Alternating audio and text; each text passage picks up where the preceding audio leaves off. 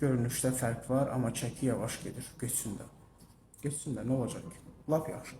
Çəki nə qədər yavaş getdisə, o qədər də gec qayıdacaqdır. Pi yandırmaq çətin məsələdir.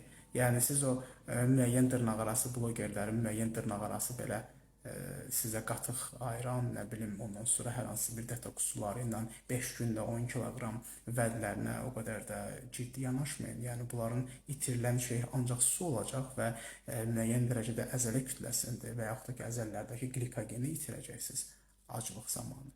Siz yağ yandırmayacaqsınız ki, cüzi miqdarda yağ yandırmadan söhbət gedəcək orada. Ona görə də 3 günə verdiyinizi 5 günə geri alacaqsınız.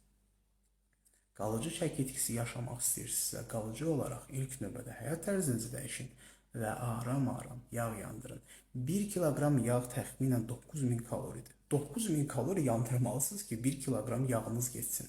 Siz 10 günə 5 kiloqramdan, 10 kiloqramdan söhbət açırsınız. 90.000 kalori yandıracaqsınız 10 günə.